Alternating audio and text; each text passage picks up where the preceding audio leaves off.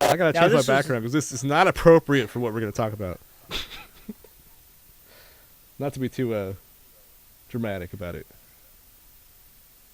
I gotta find the right one. This is really important that I find the right video for this.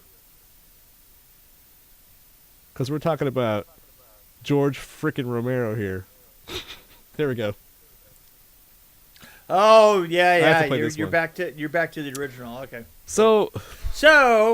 Well, I'm kind of pissed off because, well, first of all, I just want to say this is kind of how I would review this movie, or how I would introduce this movie. If you believe in conspiracy theories or in a cult-like group, there might be hope for you. Because you'll find out if you watch this movie, you'll see there might be hope. Because Frankenstein's monster just comes that close to being okay. That's how I would describe this movie. No, but I didn't know about I didn't know there were 6 movies. I knew there were 3. And this is like the third one of the trilogy of the Dead movies, the Night of the Living Dead, Dawn of the Living Dead, and then Day of the Living Dead. Wow. And our production assistant failed us because we were supposed to do Dawn of the Dead, but the motherfucker couldn't find a copy of this, couldn't see it anywhere online, so we're doing this one. This was a smoking pile of But aren't you mad?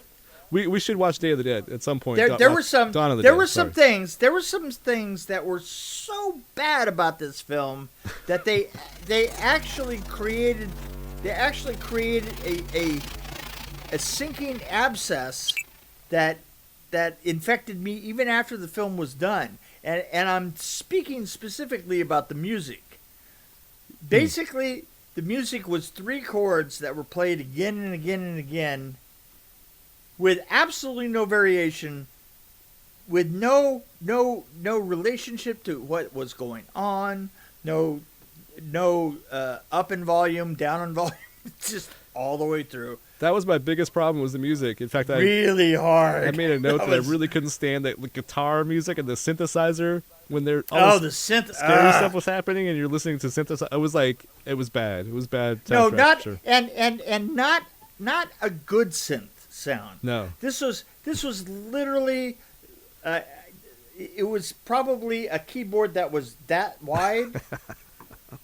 that had it had see and say phrases on top of it, and was probably in many colors. It's run by 2D batteries. It was, oh god, the music, and it is interesting because the film is shot primarily in a salt mine, an old salt mine, and they did get an interesting. They did get like an interesting coloration of the salt mine, kind of greenish gels, and the blood, was the coloration. I mean, there were times where that was like the only thing that was halfway interesting on the screen. The rest of it was just such a smoking pile of shit. The acting was, the acting, it would take a long ways to go to get up to atrocious. Well, this was the lowest grossing film I saw in the first 3 movies, so. Well, because there's no way that anybody would go see that and then recommend, hey, you gotta see this movie. Especially, and if you can, you gotta turn the soundtrack up. I can see how this has a cult following, though, because I think it does. Yeah. So I hated it, some parts of it, but I actually liked some things about it, which is kind of weird to say that. But I think I actually didn't hate this movie, actually. I would give it kind of an average score, probably. I thought it was really set up, really confusing, and the acting was horrible, like you said, and the set was terrible. But it kind of reminded me of Walking Dead a lot, so I was kind of like, okay, I'll give it some slack, and it's kind of an early Walking Dead, I'll give it a chance. And then you had Frankenstein and his monster. That was kind of funny. I mean, for me, it was more comedy in that part of it. But I like some of the gore. And, by the way, Greg Nicotero worked on this. Yeah, and you could tell. As an actor. Yeah, but you could tell he had some... Didn't he do some special effects on it?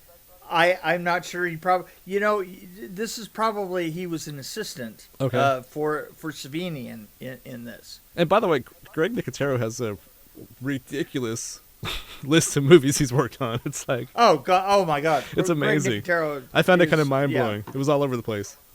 No, he's been working in the business for forever. I mean, he was one of the young guns that came onto Nightmare on Elm Street, or I don't know if he was on Nightmare on Elm Street 4, but he was definitely on. He was working K&B, and definitely did Chainsaw. Yeah. He might Chainsaw have been 3, back right? east still. Yeah, he might have, by the time we were doing the Nightmares, he might have still been working back east with Savini though. Yeah, well, it says Day of the Dead, he was assistant to Tom Savini. So there you go. And he was acting in it. Didn't he? He worked with you on Tales from the Dark Side, didn't he? And Boogie Nights, Leatherface, for 2 minutes on yeah. on Nightmare on Elm Street 5, probably. Yeah. I was just looking through his resume. I'm like, okay, there's a couple that. Yeah, no, we cross over. There's lots of places that we cross over. Did you ever wonder what your resume would look like if you were like would have stayed in Hollywood all these years? Like where you would have gone, like veered off, like because he veered off in a couple places that weren't horror, which is interesting. Well, you know, here's the interesting thing: is there's a lot of places that I did go that I can't that you don't talk have about. on there. Right, yeah. Well, there's stuff that you that's off your resume too that you probably don't want on there either, right? Well, yeah, but there are a lot of places. There are a lot of places in the 2000s that I was there, and I can't say anything about it. So. Well, there you go. Yeah. Yeah, but I just found his resume was really interesting because it was like it wasn't all just horror movies. It like was also like mainstream romance movies and stuff. I'm like, what? Yeah. No. Well, I mean, yeah. No. A lot of effects. Yeah. But there's almost effects in everything. I mean, you know. Yeah, exactly. That's like you know, if somebody gets shot, he could be the guy that you'd bring in to do the squib. Right. You know? I mean, it'd go all the way. Oh, speaking of that, there was one shot when this guy got shot, and like a full second later, you see the blood spatter behind him. I'm like, did they not edit this? Right. Oh, when he shot himself in the head. No, it was a guy shooting somebody on the ground. He was like, oh, okay. And then like 1 second later, like, boom, there it is behind him. Yeah, by the way, I don't know. There was some disturbing. I thought there's some stuff that probably wouldn't be allowed nowadays, probably, because this was pretty graphic. And there were a couple scenes that kind of disturbed me, but not because of the way it was shot, but because it reminded me of something in real dialogue. life. Oh, the dialogue in this was well, the dialogue was just disturbing and actually terrible. The guy and disturbing and terrible. Well, the guy that played the angry the bad guy, basically the angry guy. Yeah, basically the bad guy. Yeah. His direction must have been okay. You haven't taken it in like 3 months. Yeah. Give me the angry, frustrated voice. And what we're going to do is we're going to put a grip clip on the end of your dick every time, just before you have to say something. What the f*** is the scientist doing right now? I'm gonna shoot his ass. That's kind of how that's how he delivered every scene. Without, but and here's what I mean. It's like without any reason. I mean, there's no alternative reason to what. Right. You know, it's just, oh well, that scientist. That's all he had to say to marshal his own troops. So it was like, well, yeah, okay, that scientist. Well, so 2 scenes. There was no reason given for anything in the show. And by the way, when you saw them land in the helicopter, and you saw that particular nuclear little group in there, yeah, you knew that group was going to leave in the helicopter, didn't you? Yeah. I mean, come on, right? Pretty much.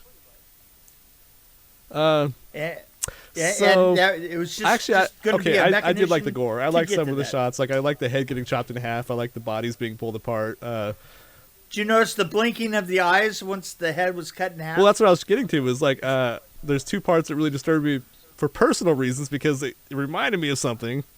I don't want to use the word triggered, but it for those young millennials, it triggered me a little bit. But I made the mistake as a younger adult to watch a decapitation video online one time, and actually when the head got disconnected, the mouth was still moving, just like this was. And I thought they must have researched that. Like, how'd they figure that out? But that kind of bothered me just watching that. But I thought that was a really cool shot with them pulling the head off. That was kind of cool, actually. But the other one was when the guy shot himself in the mouth, like put the gun in his mouth. Right.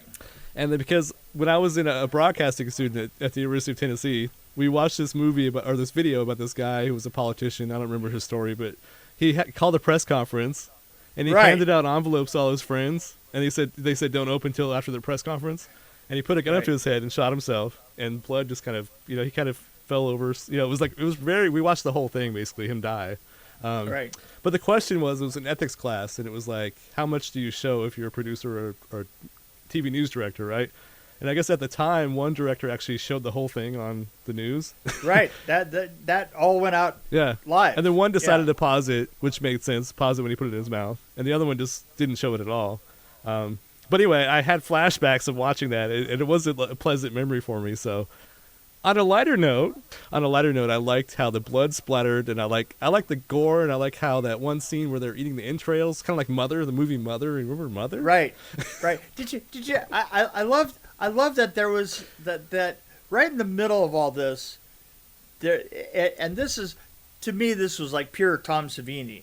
Right in the middle of it, there was just a long montage of like just zombies eating. Yes, and that's the part I liked. It was like the third act. It was weird. The third act of this movie was great by itself because it was dark, the third act, and the music actually stopped finally, and then all you hear was chewing and moaning. I was like, yes. So I actually liked that. You know what? I guess that's something to be said for having music that's so bad that you can make a point by making it go away. But it was really cool. It was like who knew? There was a good shot too with one of the actors walking down the tunnels, and there was a shadow of an arm coming towards him. It was very film noir. So I like the third act of this movie. I'd give the third act of this movie like a 3.5, but the other first two parts probably a 2. So I actually would give this I actually like this. I found it kind of dark, especially if you compare it to the last one, which we haven't reviewed, but the Dawn of the Dead was a lot lighter than this, obviously. The thing is there's an aspect after you do the first one of these, you have to know what you're doing on every one afterwards, because you have to be playing with the contention. I think they didn't ramp it up enough, is what you're trying to say, right? Like, I don't think that there was any particular direction that it was going. I felt like he kept with the old pacing, though. Don't you think Romero kind of kept that same old pacing? But there was no humor to it, That's one reason why I liked it, because it was claustrophobic. It was like all underground, basically, and there was an asshole in charge, and the special effects were great, the gore was great. I don't care about the acting. If Tom Savini was involved in it, there was an asshole in charge. I don't know, so I'll take your word for it, I guess. There you go. I don't know. I didn't hate this. I give it like a 3.2 probably. Like I'm like just above 3. I think it was above average, actually. Seriously. Yeah. I think it stunk up the room. I think it stunk up the room that it showed in. And well, let's go with what I first said. The first 2 acts. Okay, I give it just a 3, just an exact 3. Boom. Because I don't think it was that bad. I think once I got past the bad acting and the music, I kind of got into it a little bit. And then the third act, I was like, okay, this is good. I like this. Because it's kind of like Evil Dead. It's kind of it went crazy. It went just crazy. It went crazy. I liked it. Yeah. I wouldn't even give this thing the time of day. The more that you've talked, I would have started it at 2. And by the way, don't you think it was like Walking Dead, especially toward the end, where they... Can we give negative numbers? They were traveling, and they were killing zombies on the way. It was very... I think Walking Dead stole these ideas, obviously. But the fence around the place, like the prison. Remember the prison in Walking Dead? There was a fence around it? There was a 30s film called White Zombies, so... yeah. I don't think that there's any point that you can say that it's... We should do White Zombie. We should. Because we haven't done that one. Well, we should drink a couple. We should make a couple of White Zombies, and then watch White Zombie, and then review it, and then invite while drinking another White Zombie, and then listen to White Zombie while we're. Yes, I think I'll have another. What did you think of that film? I think I'm gonna have another White Zombie. I thought it stunk, and I'm gonna give it a 1.7. What's funny is I had a feeling you wouldn't like this, but then I thought you might like some of the special effects, the makeup effects and stuff like that. But I guess I was wrong. Makeup effects, any effects does not make a story. There was no story here. There was a story, but it was kind of very simple. And there wasn't really a reason for it. Like I get your point. There wasn't really a reason. Like wasn't a reason, but I liked the depression of it. I guess I liked how sad it felt compared to the first two. I like. I thought it was a good ending to the trilogy. It was like soldier, scientist, soldier, scientist, zombie. That But it showed hope because this dumbass zombie liked music. There's hope in the world. And then why not feed a dead body to the guy? I mean, whatever. I mean, who cares? The body's dead, right? It's just gonna waste. Just give it to the zombie. Where do I hang this thing up? Have you seen the last three, by the way? Just out of curiosity, have you seen the? I haven't seen any of them. I honestly don't know which ones I've seen. So George Romero did 3 more: 2005 and 2009. Land of the Dead, Diary of the Dead, and Survival of the Dead. I haven't seen any of them. So I don't know. I vaguely remember the one in the mall. I didn't see, and I didn't see the one where they started to speed up. The one in the mall is the Dawn of the Dead, I think, is what I remember. Yeah, it was a little bit more comedy and oriented. Which one was the funny one? The greenish colored kind of hilarious one? If I'm remembering right, I think Dawn of the Dead was the one I'm thinking of. It was in the mall and it was more humor based than this one. Yeah. So that's why I liked how they ended it this way. It was kind of depressing. So maybe if you watch the whole trilogy, maybe you'll take this one differently. You should watch the whole thing again. Barbara. I'm seeing how long I can talk before you hang up on me. Yeah, I know. I know exactly what you're doing, and it isn't going to work. Are we done with this? I mean, yeah. Well, I think our production assistant needs to find Dawn of the Dead because I think that's in our future. Yes. Damn it, Steve! But come on. Return to the Living Dead. Return to the Living Dead is the one that I liked a lot. That's one of my favorites. Who directed that one? That wasn't Romero, was it? I don't think that. You're asking me. I have no idea. Because you say that's one of my favorite ones. The one that's in color, and it's definitely a funny one. Has a very green tint to it. That's 1985. Director Dan O'Bannon.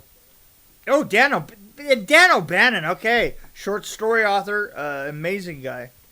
Well, that should be on our list too. Come on, Steve. Well, Steve, write this down. It should. Steve, well, okay. We have to give him a little credit. He is an intern, so we have to give him some credit. Which, by the way, we're looking for interns. If you're an intern, send us your photos. If you could. Not really. I'm kidding. If there's anybody out there that wants to come intern for us, we'll give you college credit. There you go. Actually, we probably could.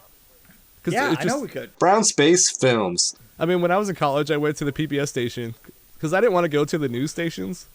So I went to a couple news stations, and I was like, okay. I didn't want to go through the proper channels. So I just went down to the PBS station and said, hey, can I be an intern for you guys? Where's the production director?